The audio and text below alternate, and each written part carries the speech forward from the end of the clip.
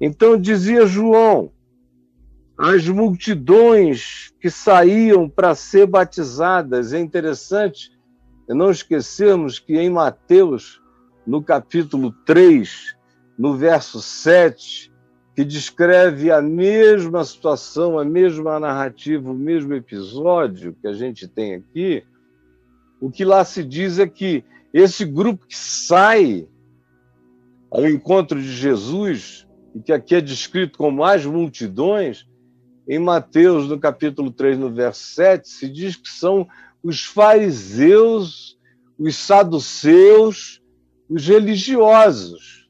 Esses que são objeto da primeira conversa de João Batista. E sabendo nós que essas multidões eram prevalentemente feitas dos fariseus hipocritíssimos, dos saduceus que viviam de ritos sem significado, sem Deus, sem amor, que criam no poder dos ritos em si, na própria religião. Esses homens, essas criaturas humanas, eu digo homens porque não há uma alusão à fariseia, à mulher fariseu. A mulher fariseu, meu Deus, ficava entupida, atochada, ficava recalcada em algum buraco da existência. Porque se para os fariseus, os outros seres humanos, inclusive os homens, não tinham lugar de fala, nem presença aceitável na existência, imagine só as mulheres. De modo que você não vai encontrar uma fariseia e muito menos uma saduceia. Eu já expliquei muitas vezes que essas denominações religiosas, essas seitas, também eram partidos políticos. E não dá aqui para mim entrar nesse detalhe, senão eu não acabo nunca mais. Mas são eles que fazem e saem querendo ser batizados, porque fariseu adora ser batizado. Gente que não tem absolutamente nada a ver com Deus, mas tem tudo a ver com as performances da religião, adora todas as manifestações, todos os estereótipos, todas as simbolizações, todos os faz de conta, todas as encenações, adora aquilo que, para quem vem com o coração sincero, carrega um significado que denota o fato de que havia arrependimento, metanoia, mudança de mente, desejo de transformação na vida. Gente sincera chega para isto. Mas também, como nós mesmos sabemos, a maioria é de gente insincera, que quer se cobrir com o batismo como se fora um véu, como se uma vez batizado você não fosse mais enxergado nas suas manifestações horrendas, como se você tivesse ali, e por causa daquilo, o poder de fazer de conta que tudo estava alterado e transformado. É assim que eles chegam, esses religiosos, fariseus, saduceus, os escribas, os acadêmicos da Bíblia judaica. É assim que essa moçada chega para João Batista, para ser batizado. E João diz: raça de víboras. Quem vos induziu a fugir da ira vindoura? E é interessante que quando ele usa essa expressão raça, que é uma expressão forte, e aqui, nesse contexto, ela vem carregada de uma expressão de injúria, de negatividade, de descrição acerca da natureza de uma certa perversidade que carregam esses que vivem do faz de conta da religião. Raça. designa um tipo de criatura humana. E aqui, especificamente, quando se diz raça de víboras, era um determinado tipo de serpente pequenininha, muito pequena, muito comum entre o que a gente hoje conhece como Itália, como o sul da Europa e no Oriente Médio. Essas serpentes pequeníssimas. A gente vai encontrar uma outra delas lá no episódio de Paulo, em Malta, quando, para alimentar o fogo à noite, ele vai e procura um graveto, pensando ter achado um graveto, joga no fogo, e era uma serpente que lhe pica a mão, venenosíssima. Ficam esperando que ele morra, mas ele escapa, sem consequência, sem sintoma, sem nada, simplesmente é como se não fora mordido. E aí isso gera uma expectação enorme dos habitantes da ilha, mas outra vez, não direi, não contarei essa história, porque não é o caso. É só para ilustrar o tipo de serpente que podia se passar por um graveto, que podia se passar por outra coisa. Exatamente como os fariseus, que tentavam se passar por outra coisa, ou como os religiosos frequentemente tentam se passar por outra coisa.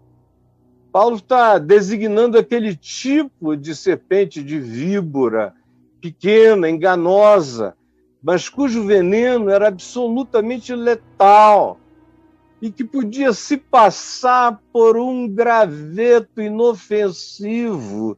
Todavia, o poder de letalidade os habitava na mesma medida em que eram pequenos, eram mortais. Na mesma medida em que se disfarçavam, matavam. E de modo que é uma ilustração e uma designação perfeita para o espírito religioso. Raça de víboras, quem vos induziu a fugir da ira vindoura? O que vocês estão fazendo aqui? O que vocês estão fazendo aqui, cara? Vocês estão pensando o quê? Que vocês vão se esconder aqui? Que eu serei o indivíduo que vai ficar impressionado com quem vocês fingem ser? Eu sei quem vocês são. Raça de víboras. Quem vos induziu a fugir da ira vindoura? E a resposta à pergunta retórica que ele próprio faz é a que ele mesmo dá. Vocês querem fugir da ira vindoura porque tem algo sério vindo aí. E ele estava falando de Jesus e do Evangelho. Tem algo sério vindo aí. O Evangelho, como diria depois Paulo, escrevendo aos Coríntios, na segunda epístola dele, no capítulo 5, o Evangelho, para uns, é cheiro de vida, para a vida. Para outros, é aroma de morte, de putrefação para a morte. Depende do indivíduo. A mesma palavra, os mesmos atos, as mesmas realizações, o mesmo anúncio. Para uns é perfume profético, é esperança para viver. Para outros é já o anúncio da putrefação da própria existência deles. Por isso, João Batista diz: por que vocês estão aqui? Vocês são uma raça de víboras, mudem a natureza de vocês. Convertam-se. Entendam que se não houver mudança de pensamento, mudança de mente, mudança de atitude, não há absolutamente nada que possa acontecer de bom com vocês na presença de Deus em relação às escatologias reais da vida. Vocês querem algo? Então produzam. Produzam. produzam fruto digno de arrependimento. O arrependimento tem seus frutos. Vocês querem? Só entra quem mudar a mente, o coração, a atitude, os pensamentos, o comportamento, a interpretação da vida, o olhar. Vocês querem? Nada será possível se vocês não entrarem num processo urgente de transformação, abrindo o ser para todas as revoluções do Espírito da verdade, do Espírito de Deus em vocês. Produzi, pois, fruto digno de arrependimento. O fruto compatível com arrependimento.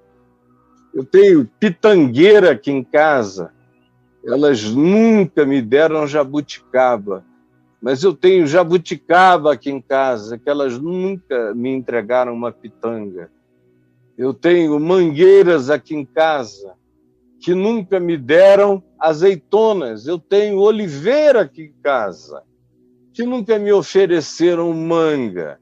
Como também eu tenho espinheiros aqui em casa, que nunca me ofereceram uvas. Eu tenho videira aqui em casa, e delas eu nunca comi nada espinhoso, ou letal, ou amargoso, ou venenoso. Vocês querem? Vivam e tragam o fruto compatível com arrependimento. Fruto do arrependimento é justiça, é verdade, é amor, é misericórdia, é compaixão.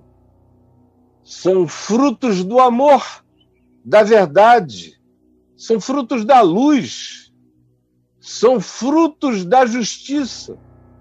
Então vocês estão querendo, João Batista diz, cadê o fruto? Cadê o fruto?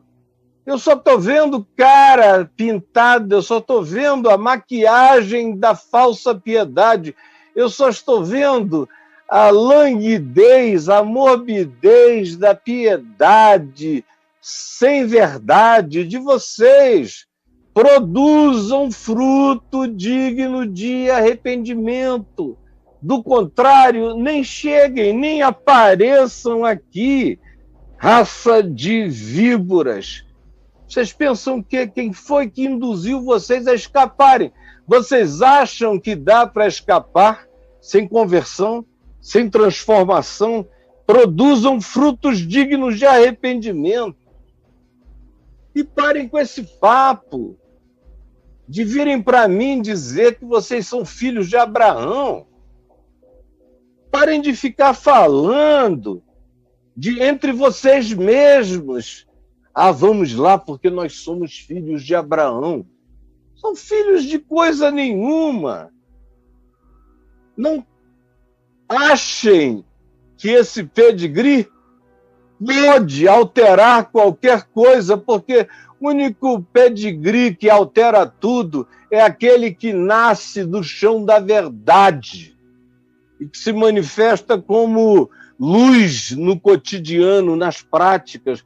Por isso, parem de ficar de vocês para com vocês mesmos, dizendo, a gente é filho de Abraão, você também é, legal pra caramba, nós somos, não é o máximo, filhos de Abraão, fazemos parte dessa congregação de Abraão. Deixem de ser idiotas, suas víboras, além de víboras venenosas, são idiotas.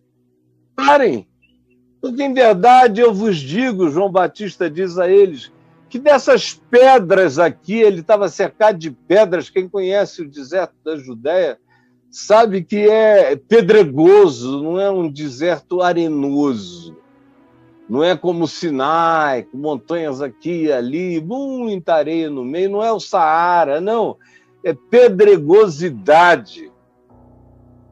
João Batista, então, olha esses caras chegando, o Jordão está passando ali, o rio, eles se aproximando, querendo ser batizados, João, provavelmente dentro da água, olha aquela multidão de fariseus.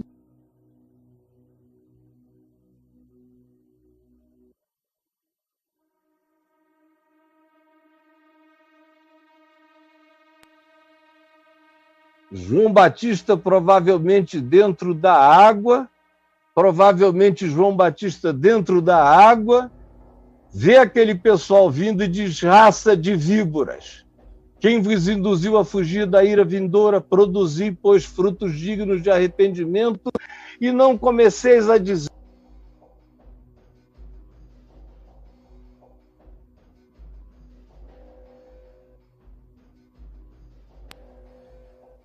É o Zoom, ai, ai, ai, ai, ai, ai, ai, ai, ai, chama o bombeiro. É o Zoom, o que está falhando o som, vocês sabem bem disso, quando acontece. João Batista diz: e não comeceis a dizer uns aos outros, entre vós mesmos, nós somos filhos de Abraão. Parem com isso. Em verdade, eu vos digo que dessas pedras aqui, Deus pode gerar filhos a Abraão. De cada pedra dessas em volta pode nascer um filho de Abraão. Para alguém ser filho de Abraão, não precisa ser nem gente transformada. Pode ser assim como vocês são, pedras brutas do deserto. O que João está falando é da pedregosidade da natureza dura, empedernida desses indivíduos. Parem de ficar falando uns com os outros, porque eu vos afirmo que destas pedras, ele pega a pedra na mão, destas pedras, Deus pode produzir filhos a Abraão. E também já está posto o machado à raiz da árvore. Essa é uma escatologia que já iniciou. Vocês não têm muitas vidas a viver, vocês têm uma só. E é desta vida que vocês vivem que vocês vão dar conta. É do tipo da relação que vocês têm com o próximo e da mentira que vocês mantêm na existência, que por elas vocês vão responder, porque o machado já está posto à raiz da árvore. Eu sou do Amazonas, todo mundo sabe, eu cansei de ver quando você determinava que uma determinada árvore, um pau, iria ser derrubado, porque ele estava perigoso, porque ele podia cair, ou porque ele estava seco, porém alto, e um raio poderia atrair um raio para perto de uma casa ali do lado, geralmente isso na floresta, e aí você dá uma instrução para o seu caseiro, por exemplo: pode cortar esse pau aqui. Você já nem chama mais de árvore, você lá no Amazonas chama de pau, quando está morto, porém enraizado, forte e perigoso. Numa tempestade, ele pode vir em cima de uma casa. Aí você vê a pessoa chegar, quem vai cortar a árvore, vir com o seu machado, e eu sou das antigas, hoje em dia é serra elétrica, está embaixo, mas quando eu era menino, adolescente, jovem, eu saí de lá com 26 anos, o que acontecia é que o cara ia conversando com você e dizia: essa aqui, você dizia essa daí. Aí ele pegava o machado dele, dava logo uma batida na raiz e deixava o machado lá.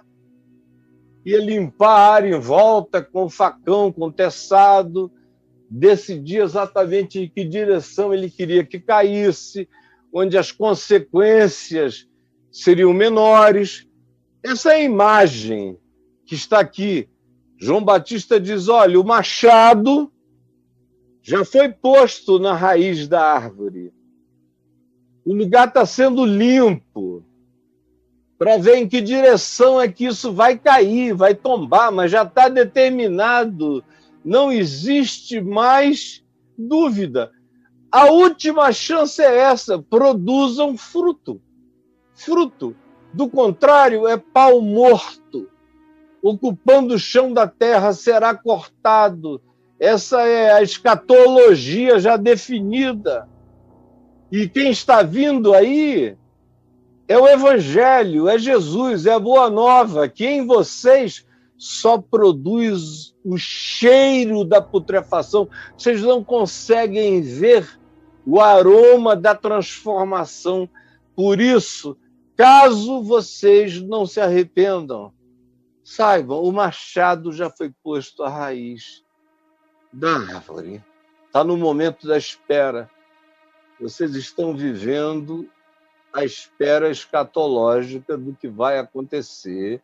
Já está definido, a menos que vocês venham a se arrepender. Olha aí. Então as multidões, o povo, o interrogava, dizendo, presta atenção, olha para mim, olha só. As multidões diziam, o que havemos então de fazer diante de tudo que você falou? Imagina, eu sou João Batista falando. Vocês estão me ouvindo, é uma multidão me ouvindo. Que havemos, então, à luz disso? O que a gente vai fazer? O que a gente deve realizar? Então lhes respondeu João, quem tiver 2 túnicas, reparta com quem não tem. E é uma maravilha, porque João é esse cara que sabe que Deus só pode ser amado no próximo.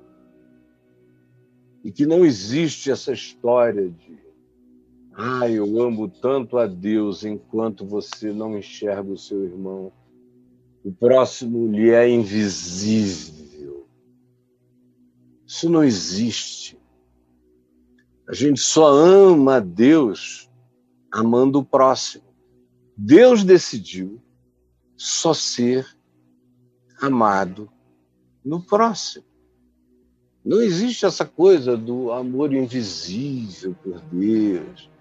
Isso tudo é panaceia religiosa para cegar o seu entendimento, para você não entender que o Evangelho não tem a ver com polimento de nuvens, que o Evangelho tem a ver com a percepção de quem é o meu próximo, e o meu próximo é todo outro ser humano. Não apenas aqueles que concordam comigo, do ponto de vista religioso, político, ou qualquer que seja outra diferenciação supostamente humana. Não, o meu próximo é todo ser humano que Deus criou, é todo homo sapiens sapiens, por mais idiota que seja e não saiba nada, é o meu próximo. E aí João Batista não diz que era para escolher os bons, não. O que havemos de fazer, ele disse, quem tiver 2 túnicas, reparta com quem não tem. A única questão é, o cara tem ou o cara não tem? Está perto de você, você enxerga ele e ele não tem o que você tem, e você tem sobrando, reparta com ele. Do contrário, você não está produzindo nenhum fruto digno de arrependimento. Aí ele prossegue, quem tiver comida, alimento, meios, recursos, reparta do mesmo modo. Não espere Roma, não espere o Herodes, não espere uma generosidade dos religiosos do Sinédrio, não espere por ninguém, você é o Estado, você é o governante, você é o rei, você é o imperador, Deus te livre, mas nesse caso, você é o cara, porque você tem, você está perto, você enxerga, você pode estender, você pode socorrer, você pode atender, você pode ser a resposta. Esse é o fruto digno de arrependimento.